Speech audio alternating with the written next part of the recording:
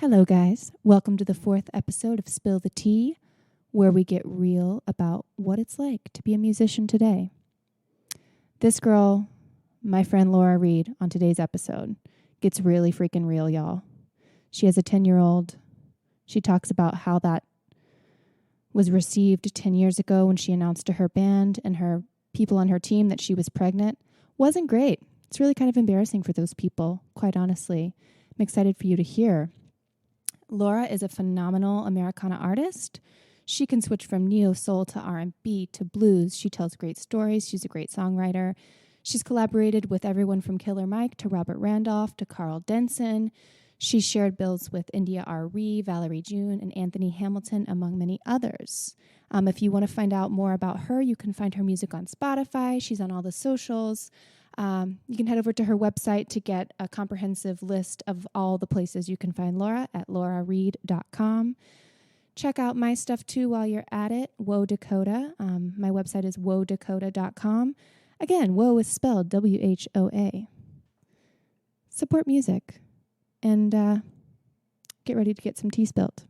See you on the other side.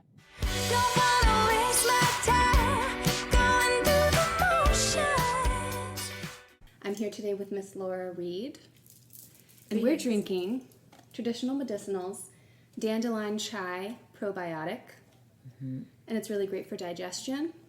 There's good gut bacteria, and we're going to talk about some stuff. Now, in the last couple of episodes, I've been discussing with different women the myths surrounding whether or not women or people, men and women, can function in a musical career with having children. Our lovely guest here has been a successful musician since she was 15, and she has a 10-year-old. So let's just dive right into... And he's bigger than me. He's quite cute. He's a little model. But she's got some stories about what that was like 10 years ago. So we want to just dive right into... Yeah, I mean, it depends on how in-depth you want to get into it, but I remember I found out I was pregnant, and it was I wanted to have a child. I had just gotten married, and I was a full-time touring artist. I was had a band called Laura Reed and Deep Pocket, and we were definitely touring a lot in the Southeast, but we were starting to branch out. We had an agent. We were doing it all independent. We had bought a Sprinter van and a trailer, and we're running our tour on biodiesel, and it was living that. And this was in 2006, 2007. So this was a while ago, and we were just getting it, just grinding on the road.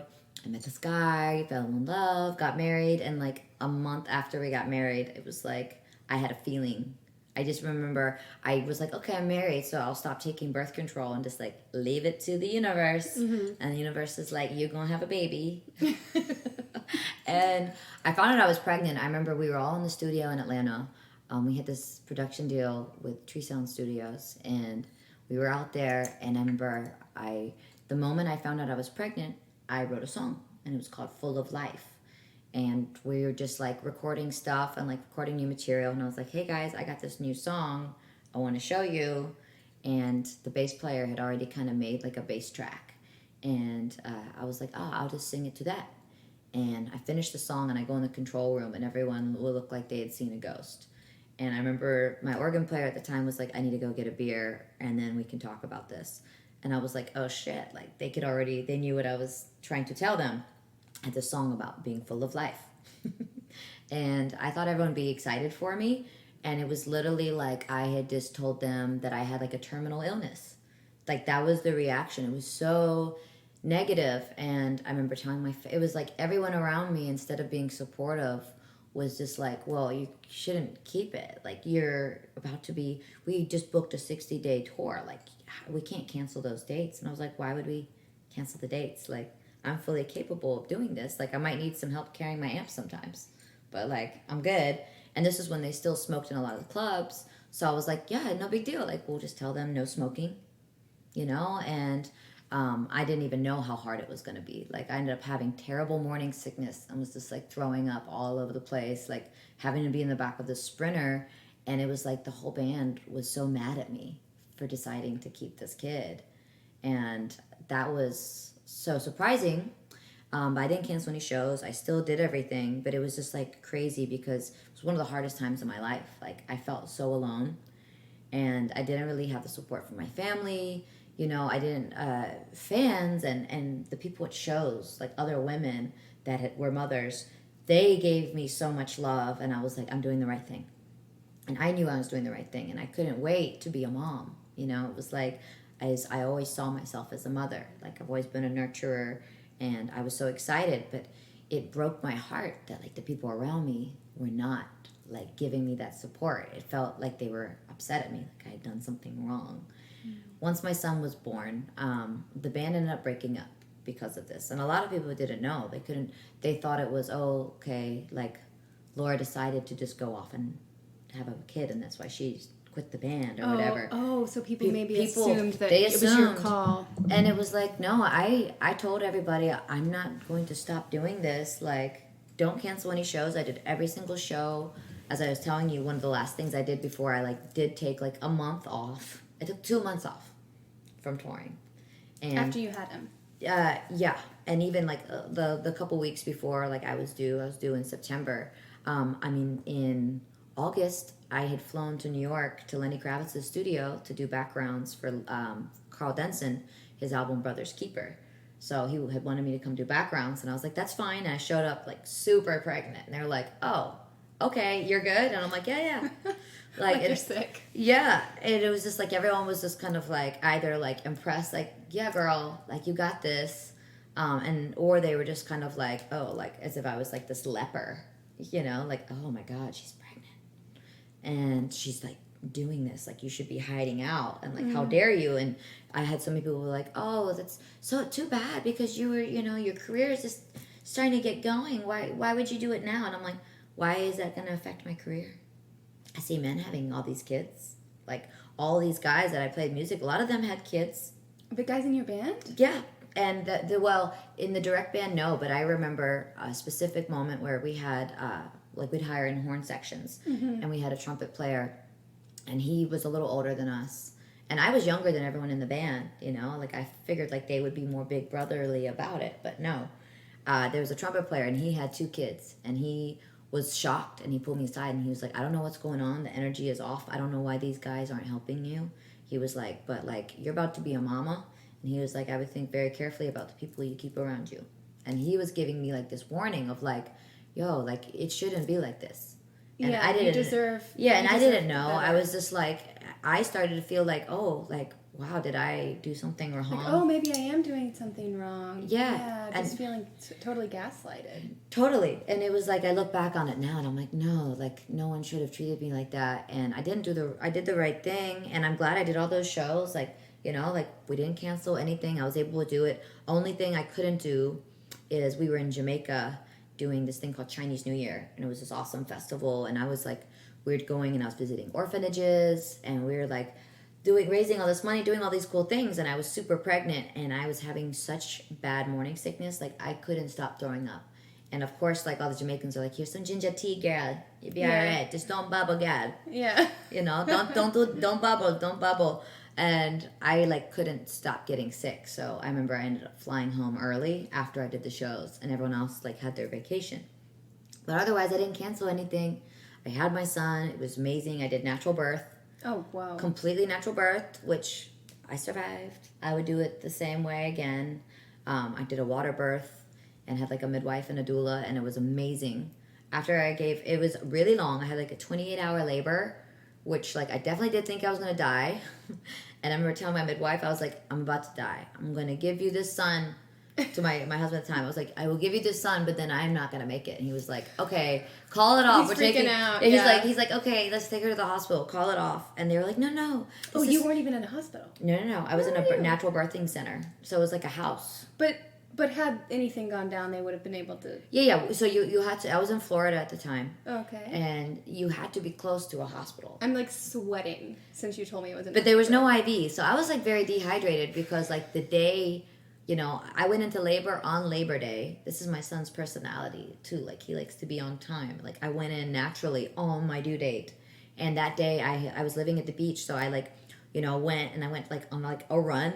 on the beach and went swimming. And then some friends of ours that were Cuban had like a Cuban wedding, and I went into labor at this wedding. And I was like, okay, I'm having contractions. And like, I was already exhausted. You know, you go to a wedding and like, you never eat enough food. It's just like exhausting. And I'd been at the beach all day. So I started my labor worn out, but I made it. I did it. After I gave birth, I like got him settled and like went and had a shower and made myself some ramen. I was like craving ramen.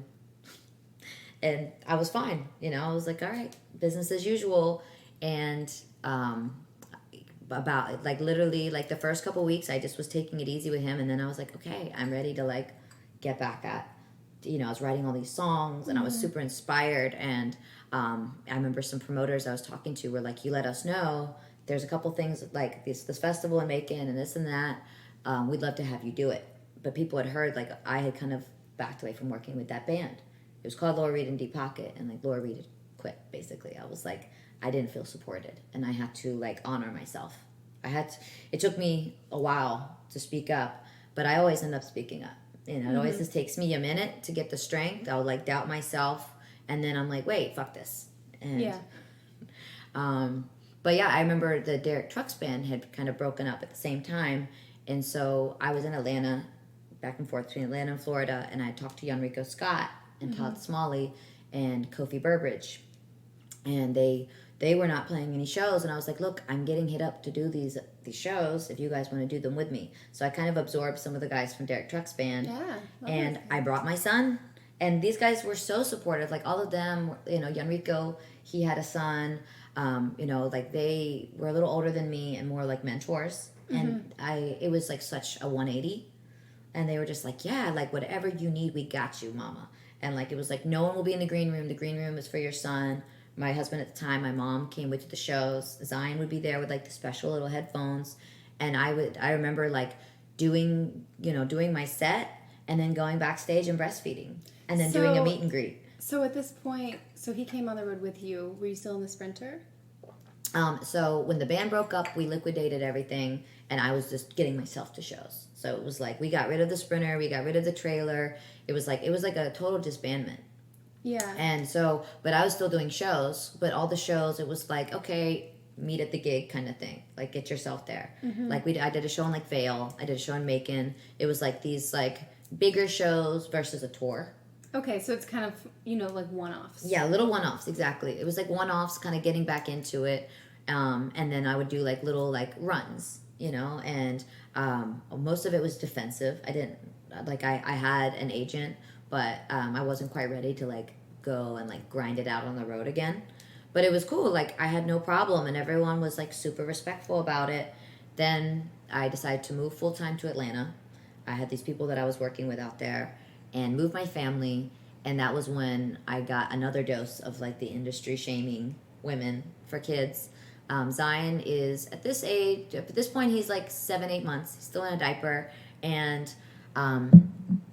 me and his dad, like, things started to kind of grow apart. It was like he was a little resentful that we had to move to Atlanta for my career. He was very traditional Brazilian, and was like, okay, now that you're a mom, like, you needed to stay. Like, okay, even though he met me at my shows. Like, oh, you're going to be at home now, right? Yeah, he's like, no, you like, what are you wearing? And like, you know, you're a wife, you're a mom, like, you can't go out like that. He was super uncomfortable about me being in the studio, about me doing the shows.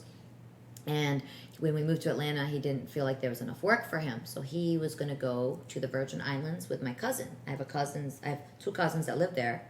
They have a construction company, and they're like, he can come stay with us for a month and do some work and just kind of get, you know, on his feet. Well, he was supposed to be there for a month. He ended up staying there for 9 months.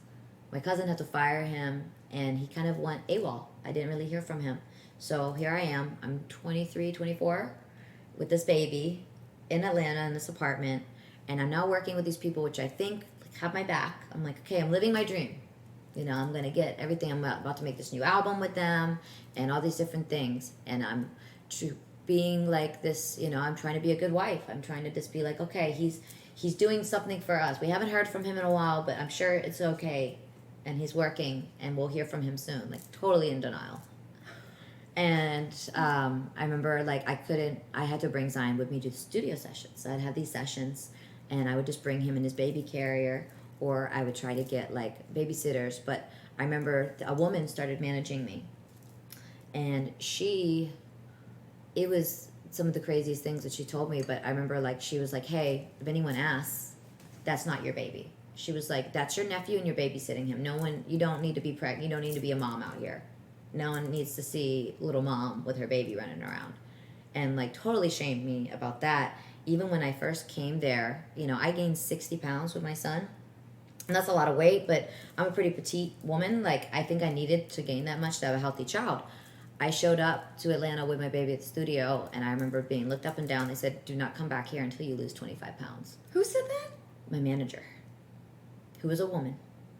And I was like, and then one of the interns was like, he's beautiful, congratulations. What year was this? This sounds like it maybe was 1955. No, this was like 2009, 2010. Wasn't that long ago. Was not that long ago. She literally, I didn't even get to walk into the studio. She was like, you are not bringing a baby in here, and no one wants to see you with all this weight on you. And I mean, I like it. I lost the weight. I remember after that. Were you? I mean, was that another scenario in which you just sort of felt like, oh, okay, maybe there's some legitimacy to that, and it took you a second to realize, like, I remember being in that's shock, really not and I was okay. looking around the room for anyone to give me some empathy. And like I said, an intern kind of like caught my eye and was like, congratulations, and they're beautiful. But everyone else was just kind of like, it was like a barricade. It felt like a barricade, and it was like, and the thing is, you have to understand the energy. Before I was like pregnant, I was still working with these people. It was all like, we love you, we're your family. And then I had a kid. Was this the same manager from that time period? Or was it a new Different. manager? People's roles transitioned. So it was like we had a production deal at the studio, and the manager I had when I was touring, when the band broke up, it was like we all kind of went our separate ways. Right. And then they were like, okay, well, we have the studio manager is going to kind of manage you in the meantime. And she was the one that was like, okay, yeah, like, you need to, like, get it together. Don't bring your baby here. And I was so shocked because I figured, like, okay, I've been in a lot of sessions where people had their kids. Mind you, they were male musicians. The male musicians had their kids running around because I was doing a lot of stuff with all these different rappers and hip-hop artists. And a lot of them had a bunch of kids. And I didn't even think it would be an issue.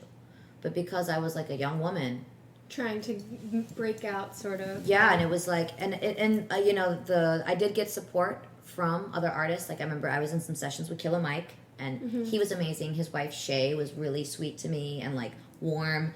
Zion was in these sessions with, he was running around, and it's like J. Cole and Justice League, all these people, and they would like, oh, where's my nephew Zion? They were being so sweet about him, but then the people, like the business people were like, they're just saying that you're making everyone uncomfortable with a baby. And I'm like, okay. So I was like, that was probably one of the darkest parts of my life. Didn't know where my husband was. I was basically a single mom. I ended up having to get on welfare during that point because we had no money. And I wasn't touring. I was just like recording music and writing, doing artist development. And I had this baby that I felt like everyone had turned their back on me about.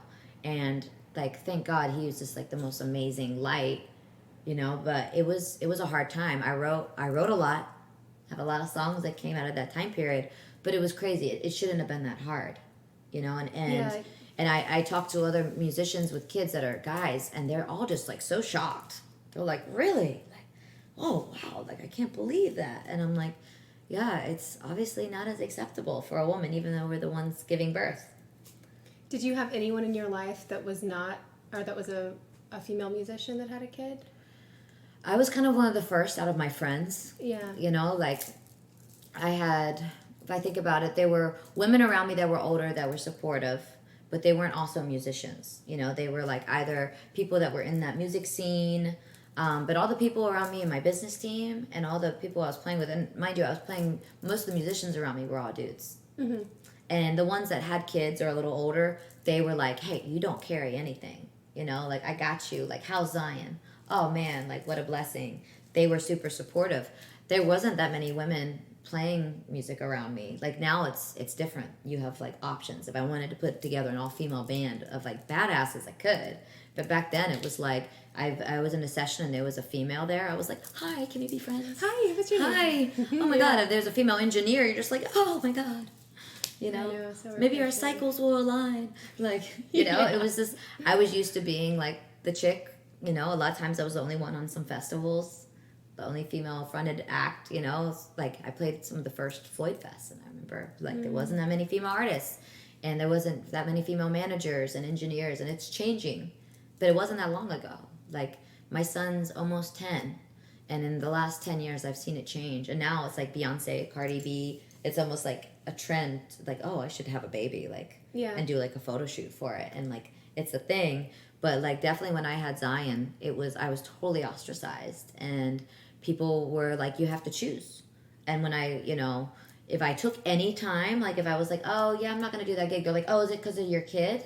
I'm like, no, it's because you're not paying me enough.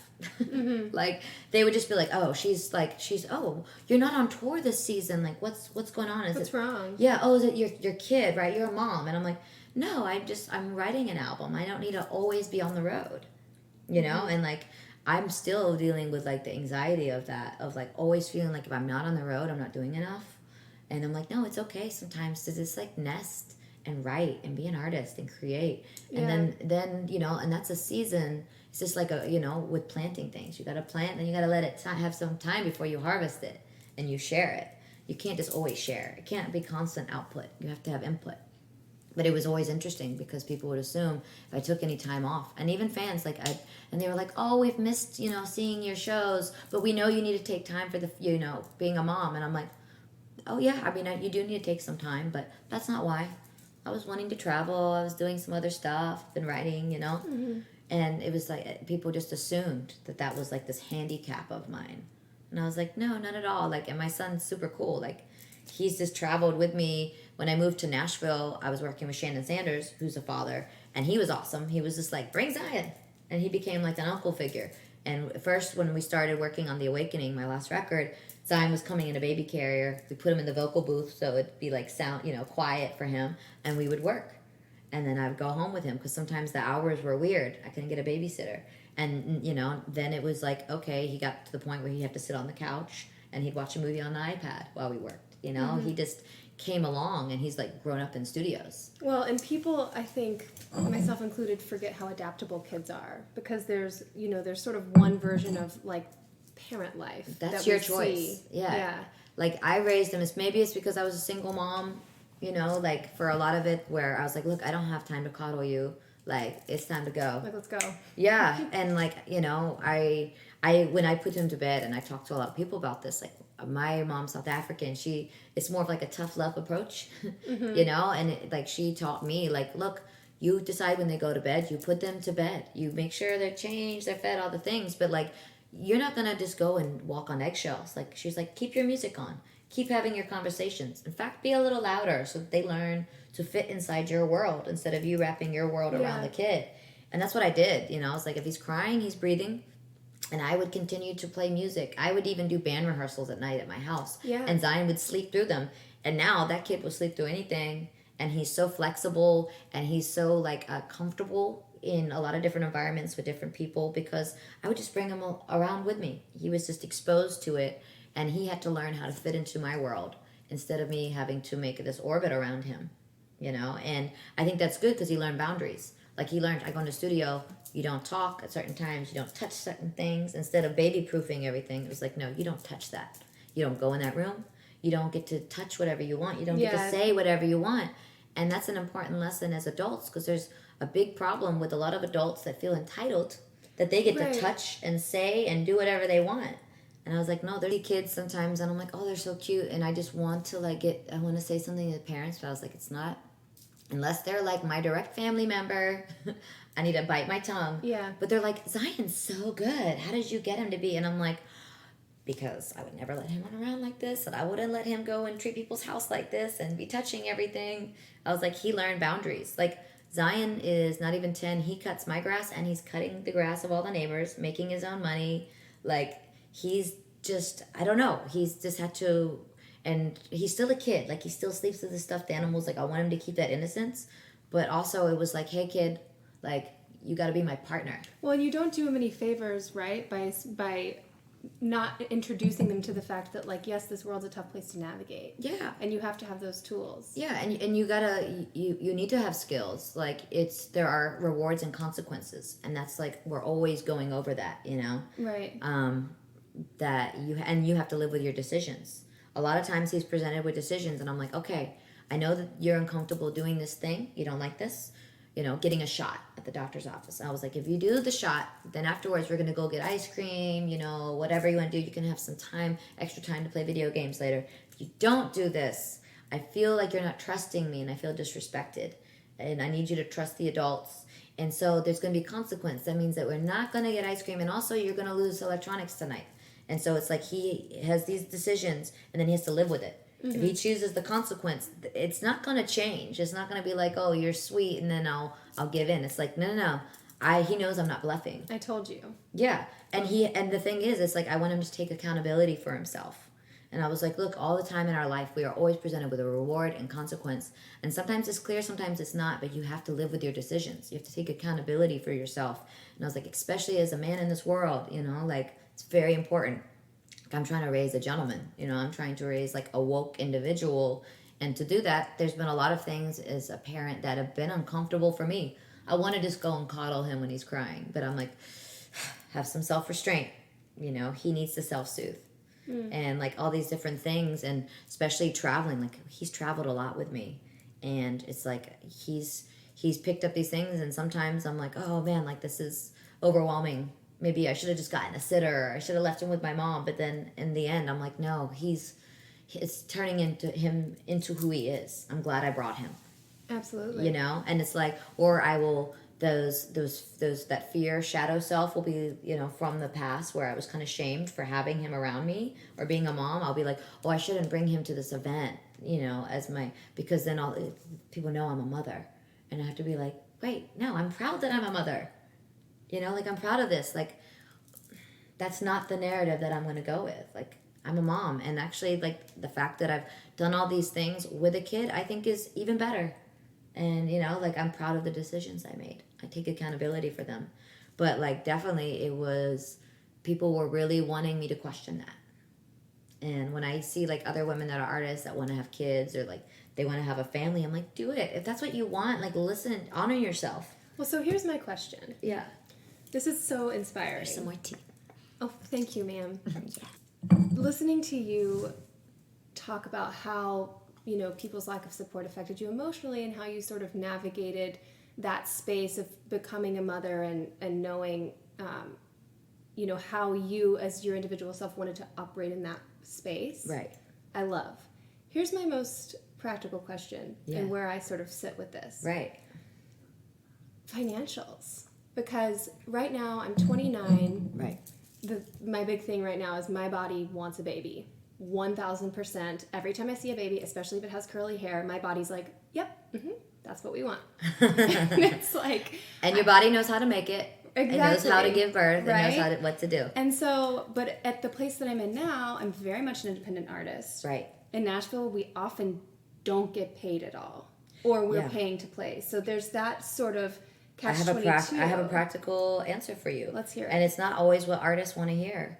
But for me personally, like, I'm a hustler. I've always done music, and I will always be doing music. Like, that's been, like, my purpose, and I've been doing it pretty much full time as long as I can remember. But anytime I've never not paid a bill. And if that meant that I need to go through my closet and sell some clothes, if it meant that I need to go on Craigslist and find some part-time work, clean houses, I have done everything I can, because I'm not going to let my son go without, and I'm not going to go without. Like, you know, and I've always been independent.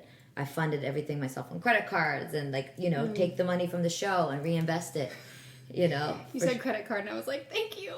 Oh, yeah. That's where I am right now, and I'm having so much shame about it. No. Like, it's a reality. You have to look at it like you're a small business owner.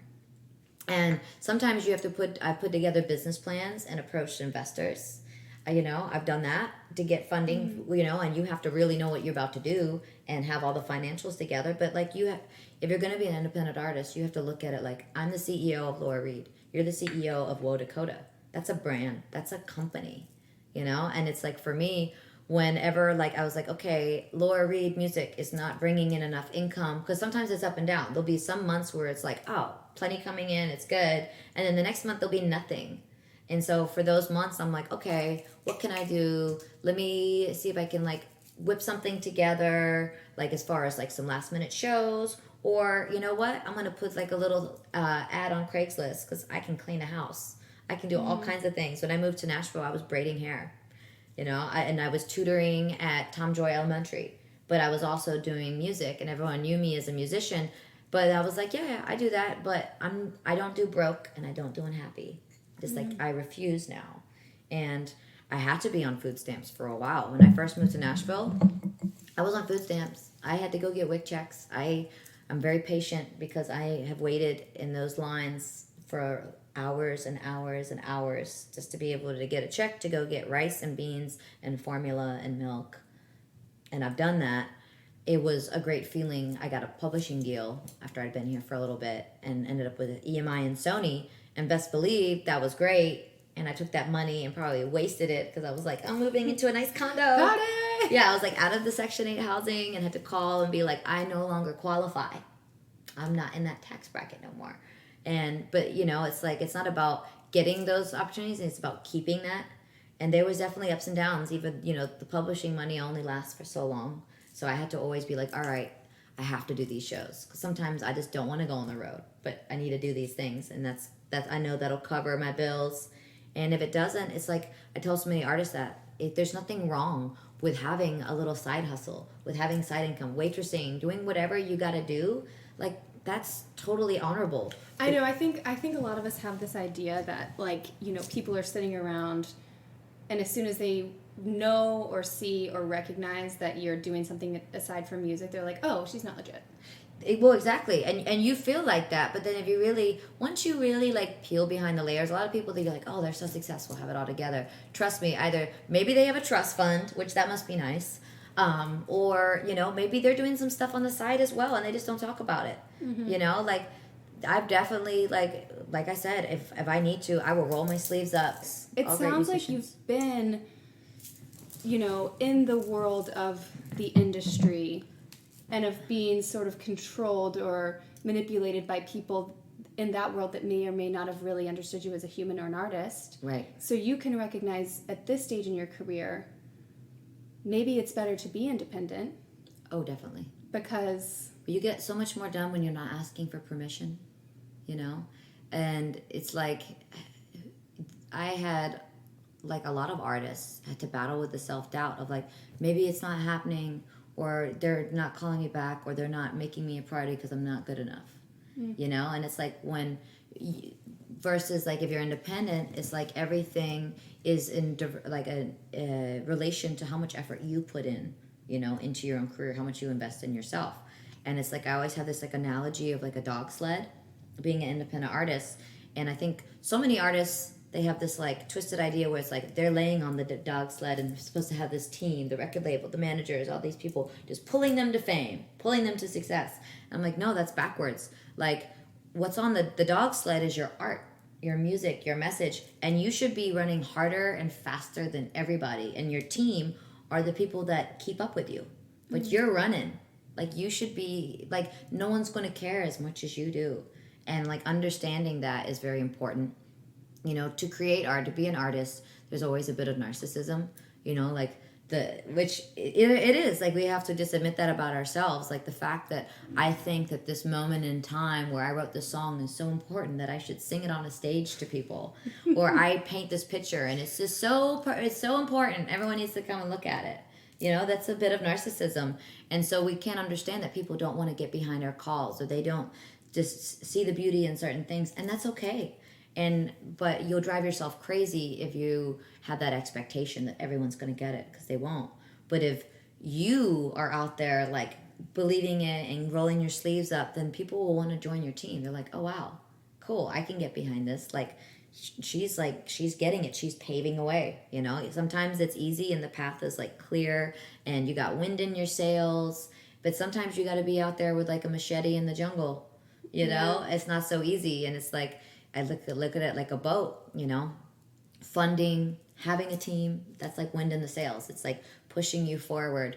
But sometimes that wind stops, and it's like you have a choice as an artist. Are you going to wait until the next gust comes, or are you going to paddle? And for me, I'm going to paddle my ass off. Oh my God. Will you adopt me? Can I be your daughter? That's so great. I came up against some of that the other day. Yeah, and you will again. Like, I do again. Like, I feel like... The breakdowns are real. And you know, I feel it. Maybe the breakdowns are part of it. And it's okay. I think so. Yeah. I think being an artist that... I'm one of these freaks that believes that everything happens for a reason, and it's all lessons and blessings, you know? And some of the hardest things in my life and in my journey have really, like, brought me to, like, why I do this, you know? And that impact. And I like to believe that, like, the hardest part of the journey is always the best part of the story. You know, when everything is going gray and just, like, flowing, it's... Sometimes it can be a little bit boring, you know? It's just like, okay, it's comfortable. At least for me, like, comfort makes me uncomfortable. And I like the to fight for it, to fight for art, you know? Like, I've walked away from a lot of situations that people thought I was crazy. Like, oh, that would have been such a big opportunity, or that's so much money. And it's like, no, that's not me. I have to honor myself. I'm not a conformist. And I will do things a little slower. You know, my career has been more of a slow burn, and I'm cool with that. Like, you know, I had offers to have a big record deal when I was much younger, and I turned it down. And everyone was like, oh, you're crazy. It's Akon, whatever. And I'm like, I didn't trust them. Now we're going to do the Spill the Tea segment. Mm-hmm. It's when I ask you questions and you answer them as quickly as possible. Okay. Do I need to be blindfolded? No. Okay, question 1. Mm-hmm. What is your favorite method of self-care? Ooh, I love baths. I'm really into, like, a good soak with, like, candles, but, like, doing, like, a full body mask. Yeah, I'm really into, like, all the skincare and the masks and baths and stuff. Yeah. Little spa day? Yes. Love it. What is your longest standing negative emotional pattern? Probably fear of abandonment. And it started as a child, and it will find its way into personal life and career, and I have to always just, like, snuff it out. It's like, oh, that's that again. That's that again. I'm able to recognize it now. A couple of years ago, I couldn't, and I'd be like, oh my God, wait, they're not coming back. They're leaving me, you know? And so, yeah, such a negative thought pattern, and now I'm able to, like, point it out, and also just, like, being comfortable and, like, trusting my own strength and my own, like, wisdom and guidance of what to do, and that I'm in the present moment, makes it so I don't really worry about anyone leaving me anymore. Because what's the worst that's going to happen if they do? Yeah. I just came up against this. My good friend who's been my bass player for the past few months is now venturing off in his own project, and he's really great, and he needs to do that. Right. But I had a moment where I was conscious of it, but it felt like abandonment. Yeah. And I guess the deep fear there is, I guess I'm, you know, if I don't have him, or if I don't have this person or this person. Or they could walk away. Am I still going to do it? Of course I'm still going to do it. Right. Just like I've been doing it. And they should be able to do their thing, and that's the thing. It always comes back to accountability. And when I got sober, I stopped having fear of abandonment because I started taking, like, a lot of accountability for myself. Yeah. Where it was just like, yeah, exactly. Like, what's the worst case scenario? Oh, I'm just going to do it myself. Done. Okay. Done. So empowering. And really, that's a gift. Mm-hmm. You know? Love that. Yeah. Okay. What is a dream that you have for yourself that you've ever been afraid to admit?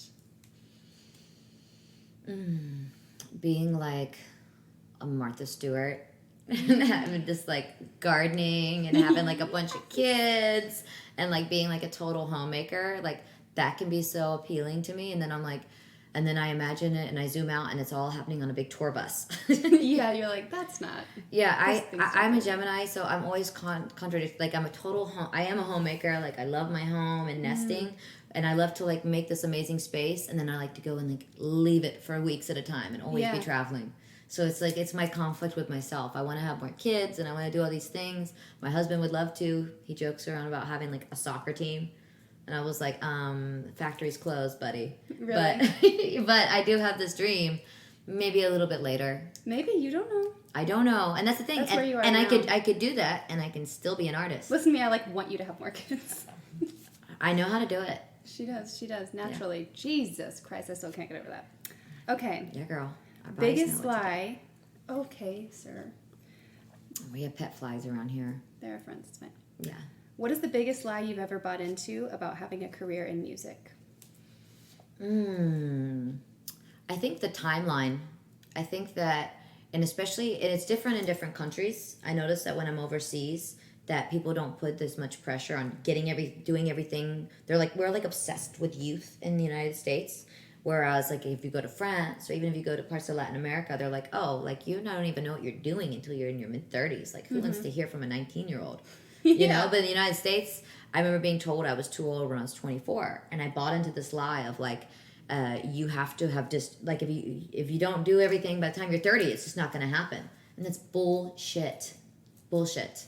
This is where I am right now. And that timeline, I used to give myself such anxiety about it. Yeah. And I was like, I'm not even close to what I want to be doing with my career yet, you know? And I'm 34, but I'm like, I see now I'm able to zoom out and be like, I'm right in my stride.